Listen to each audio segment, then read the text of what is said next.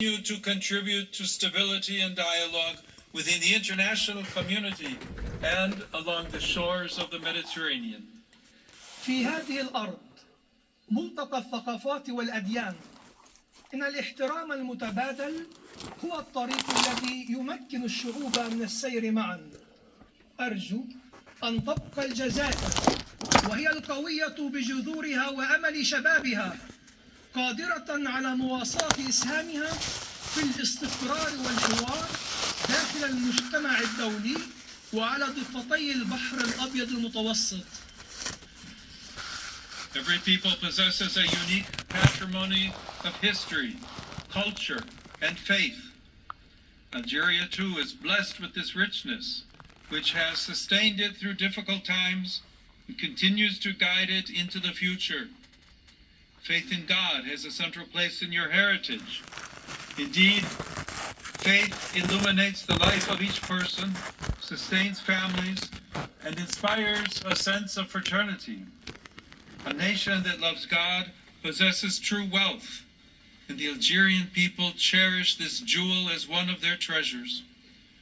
Our world needs believers like this, men and women of faith who thirst for justice and unity. For this reason, in the face of a humanity yearning for fraternity and reconciliation, it is a great gift and a sacred duty for us to declare with conviction that we are always united as brothers and sisters, children of the one God. Pope Leo there speaking at the Algeria-France War Monument and calling for forgiveness on that particular question, but this comes as the start of a 10-day trip to the African continent, visiting 4 countries. He's just starting this tour in Algeria, and our correspondent Davide Giglioni is still in Rome for us. Davide, we were just talking there about the Pope's comments on the Iran war, because he was criticised by President Trump, because the pontiff has criticised the ongoing war in Iran that is being waged by the US and Israel. And it's very unusual, isn't it, to see this sort of public dispute?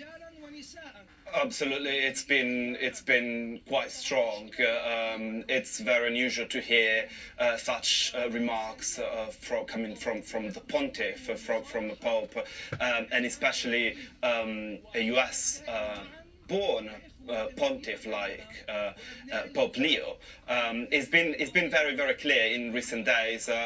It started a couple of weeks ago when he described as unacceptable the threat against the Iranian people. But in a rare step for a pontiff, he also responded directly to Trump and his threats against the country. Now, also, obviously, today, I was just reading his words, which were just pronounced a couple of minutes ago, maybe half an hour ago, on the plane. And it's really important to understand what the Vatican and the Pope really want to achieve, because the Pope also said, we are not politicians, I'm not a politician. So what the Pope and the Vatican have been trying to stress is a counter-narrative, because obviously as journalists, for us, it's very natural to identify a duel between 2 big political personalities. But what the Vatican's been saying here, and the Pope, is that it's really not a personal duel.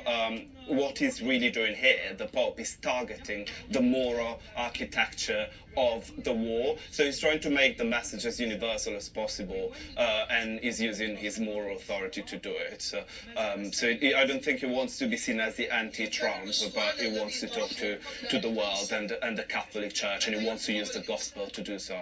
Okay, it'll be very interesting to see what the reaction is amongst the Catholic Church leaders and believers around the world to this dispute that we are seeing. Davide Giglioni in Rome, thank you. Now, opposition. The two-sided sword. One side always represents love, grace, mercy, and peace. But the other side also represents the wrath of God pertaining to justice and fairness for all. When it comes to a government, and let's look at the United States government right now. They are to handle themselves the same as any other commissioner or any other shepherd shepherding his flock. The power naturally belongs to the will of the people,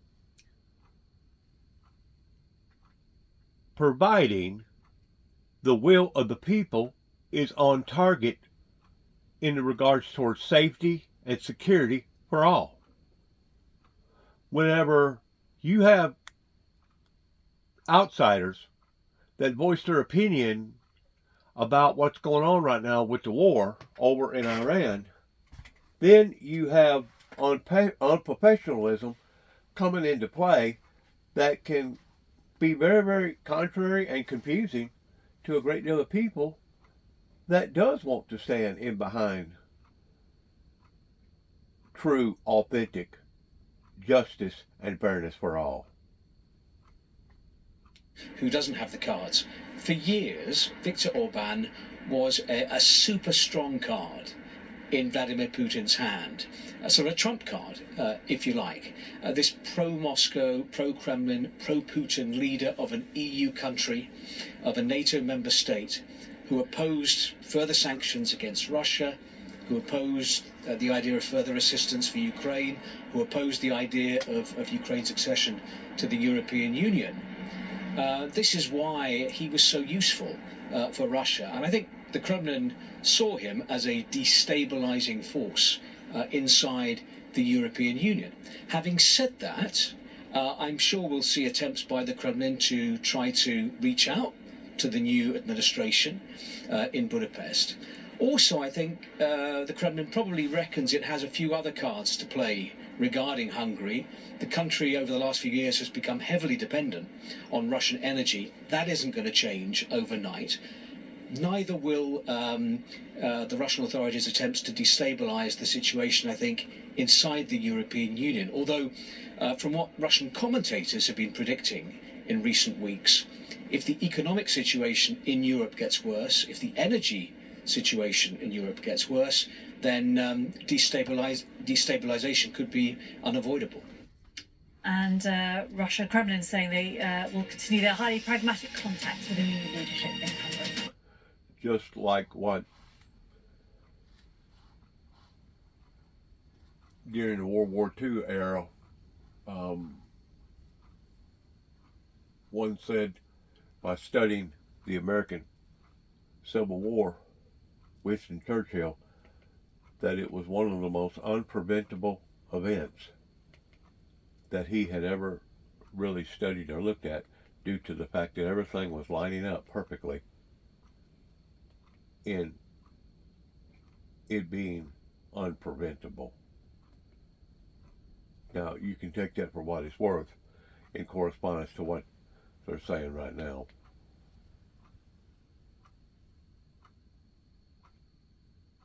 They thought were negotiations. So the fact that they were there, that's a good first hurdle. I am curious, what happened in Islamabad? You wrote a column about this. Take us behind the scenes. So, Joe, from what sources close to the negotiations tell me, this meeting, which is historic to have a U.S. vice president meeting a top Iranian official face-to-face, that's something we really have waited 47 years for.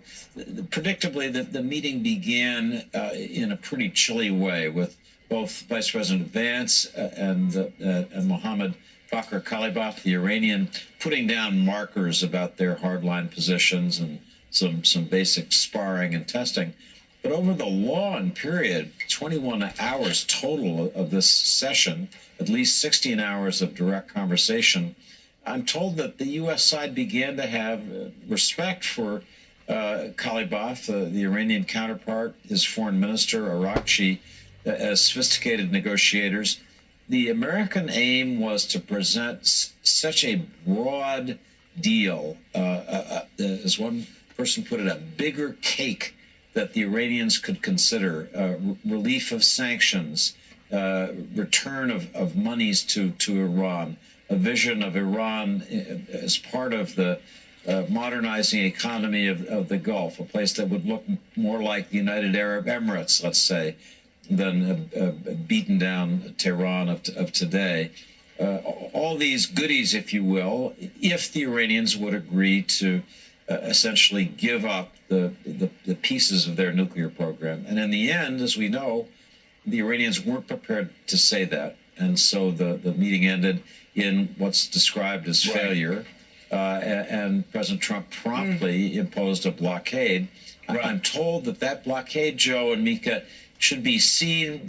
I know you're followers of UFC, mixed martial arts, so you know at the end of a cage fight, one of the fighters will get the other one in a chokehold and try to choke him out.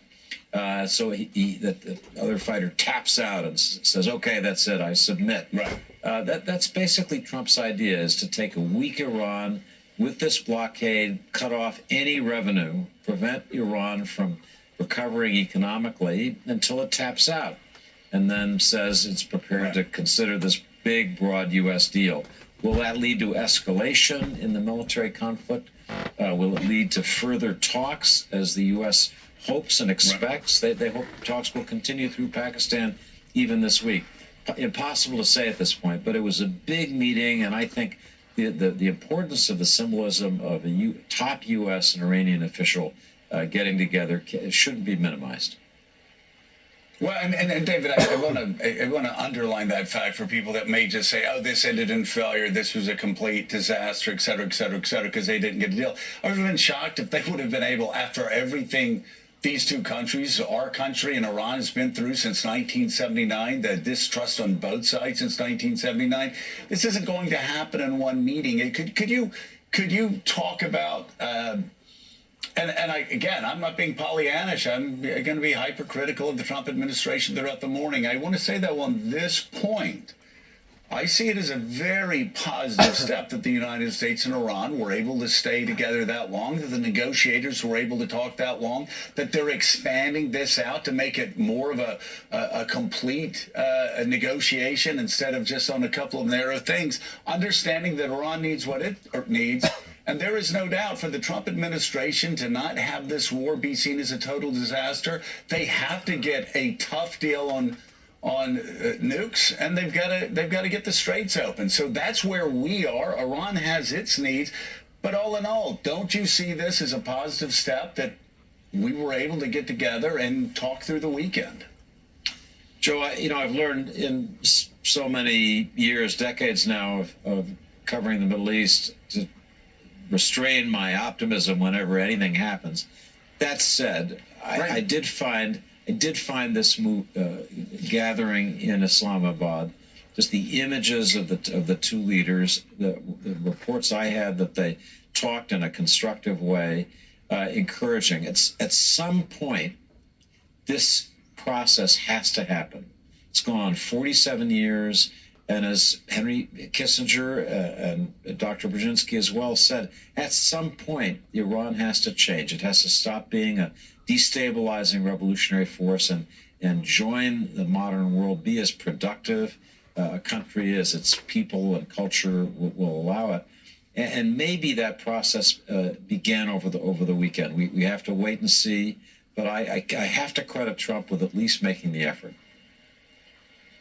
So hours after that high-stakes meeting ended with no agreement, President Trump said the U.S. Navy would begin a blockade, stopping ships from entering or leaving the Strait of Hormuz. The president made that announcement in a lengthy social media post yesterday morning, adding the Navy would also interdict any vessel that's paid Iran's wartime toll and begin destroying mines laid in the strait. The U.S. military, however, later appealed to scale back the president's pledge, saying that starting at 10 a.m. Eastern today, the blockade will apply to all Iranian ports, but ships traveling between non-Iranian ports may still transit the strait.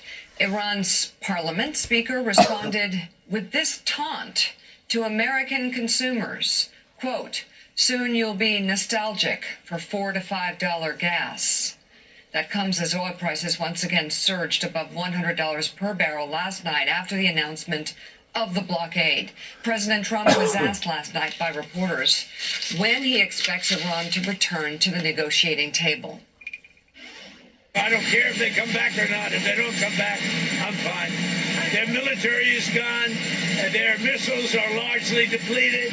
The manufacturing capability for missiles and drones is largely defeated. We've been very nice. We haven't ripped down too many bridges. We did one only because they broke their word. They broke their promise. And remember, their promise was that they were going to open the Hormuz Strait. They didn't do it. They lied. Richard Haass, you've been talking about a blockade for weeks now. What do you make of the latest developments? Look, I think it's a step in the right direction, Mika. Puts pressure on Iran. The idea that they would control what's going through the strait and would collect hundreds of millions of dollars a day in the process is untenable, I would argue. And don't forget, before this war, what was the Achilles heel of the Iranian government? It was their economy. The war has made a bad situation worse. So where we have leverage over Iran is not with continued applications of military force, it's with enhanced economic pressure. So I think this is a step in the right direction. I would couple this with a diplomatic initiative, say we're going to essentially block the strait until everybody gets to use it. We also want to see some kind of a new authority. The Iranians could participate in it with all the local countries about what the ground rules are for using the states. Maybe even there could be a small toll that would be shared by all the neighboring countries. But this is, to me, far better than, think about it, Mika, seizing Karg Island, or trying to escort individual tankers through the Strait of Hormuz. Those would have been military and political nightmares. So I think this is a smart move, and it puts pressure on Iran. Quite honestly, I wish we had done it before the meetings in Islamabad. And indeed, my biggest problem with the talks is that we didn't focus on the strait. We've got time to deal with the nuclear issue. We've got time to deal with some of the other issues, Iranian support for proxies. The issue that's untenable for the United States and the world is the impact of the war on the global economy. So this ought to be up front. We need to sequence the approach to negotiations. So I actually think this could create a backdrop to successful talks. There's no surprise, really, that this was a point of disagreement in the talks in Pakistan and why they fell apart. Even when the ceasefire was brokered last week, there were fundamental disagreements in what each side agreed to, said they were agreeing to. The texts were different about whether the fate of the Iran's nuclear program and the fate of the Strait of Hormuz. Iran's saying they're not going to just give it up. They certainly want to be able to take a cut, at minimum, from ships that go in and out. So there's significant gaps to be bridged here. And Michael Weiss, let's talk about this. It's certainly, to Richard's point, an effort to squeeze the Iran economy. But there are going to be other effects here. The U.S. is going to feel this. Europe's going to feel this. Asia's going to feel this. Prices are going to go up. Gas prices and other matters as well, because as we've learned over the last month or so, so much important material goes through that strait. And there seem to be risks involved here. What does China say the first time one of their ships gets stopped in the Strait of Hormuz? Are they going to sign off on this? And it was described to me as, yes, an effort to put pressure on Iran, but also to put a pressure on Europe, to say, you're going to hurt from this too. We want you to say you'll help us in the strait. Right. I mean, the UK has said we're not participating in a naval blockade. That's our closest ally.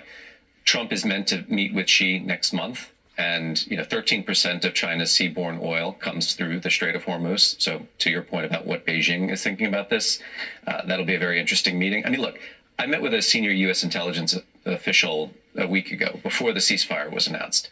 And that official described to me a likely scenario or state of affairs, which is, we're in for a penny, in for a pound here. We went to war with Iran. We have battered them. We have weakened them. But they're a wounded tiger, and a wounded tiger that we cannot afford to get back up on all fours, because guess what? They are going to retaliate in some form.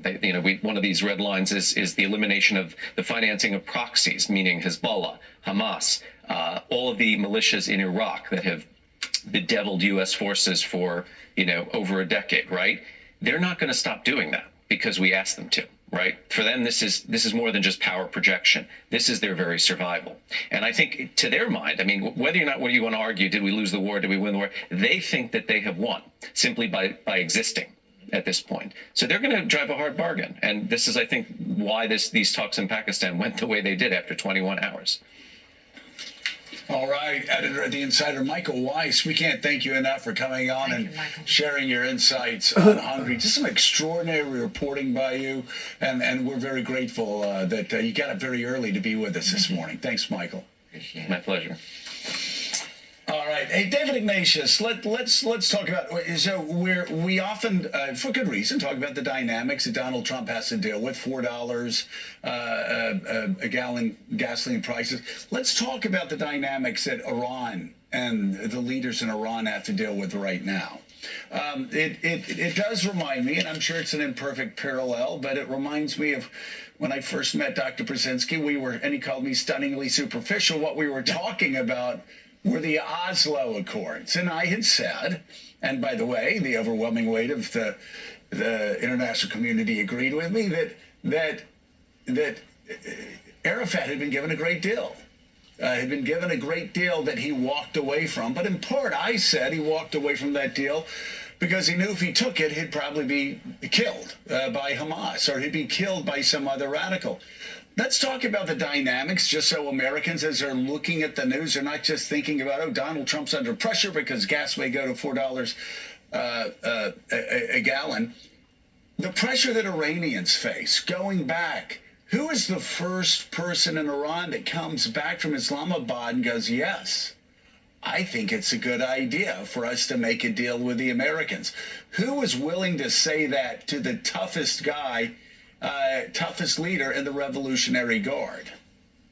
So, Joe, you raised what I think is going to be the key issue over the next week or so, which is the Iranian internal debate. The United States has put on the table a very broad and in some ways attractive economic package that would mean a lot of money for Iran, would mean a promise of American assistance in rebuilding Iran after the war. But I am told by people in touch with sources in Tehran that already there is sharp criticism of Mohammad Bakr Kalibaf, the House Speaker who met with J.D. Vance, for even sitting down and talking about this kind of cooperation with the United States. He's being accused of corruption, of selling out the revolution. So the there very we go. thing that you'd fear, Joe, is that the hardliners are out to get him. And we'll see whether he has the toughness and the political support to be able to resist that. All right. It's going to take that. Because, again, I didn't know that, David, but it underlines the fact that the challenge here isn't whether Donald Trump can be fine with gas prices being a little bit higher to look, see his way through the negotiations. It may be whether those that are willing to negotiate with us to bring an end to this war, to move Iran forward as a nation and as a civilization, whether they have the nerve to step forward and whether they have the toughness to stand up to the worst elements in Iran.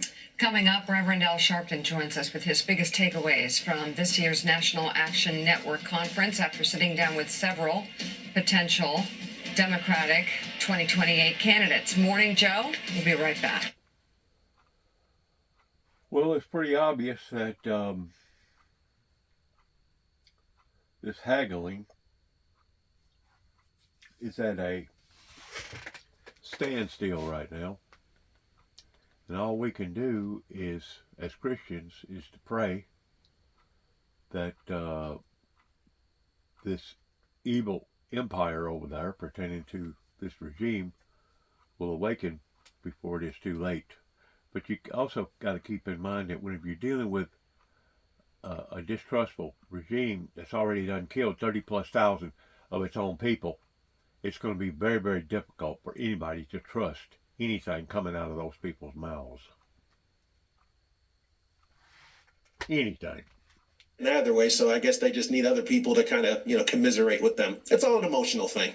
Let's go from California up to the even more crazy Portland, Oregon, and a college campus up there. It's called Lewis and Clark. This is a private college, so at least no tax. Well, no, everybody gets tax dollars. So yeah, I'm sure the good folks in Oregon are paying for this, and probably the feds give them some money. But you ready for this one? Look at this crap. The Lewis and Clark College. They're rolling over in their grave. is going to host an Antifa training class on terrorism and radicalization. You cannot make this crap up, Anthony. Oh man. Well, I'm actually in Bend, Oregon right now, so maybe I may need to find myself a Sacagawea to help me find a little pathway up there to see what that's all about. I would love for you to go undercover in that class and get us some details. Yeah, well, Dag, I was gonna make a joke, but I don't think I can say that on the air. You say whatever you want. They'll either beep it or let it go. Oh, I was just gonna say, it's just like if you send me anywhere undercover, I go incognito.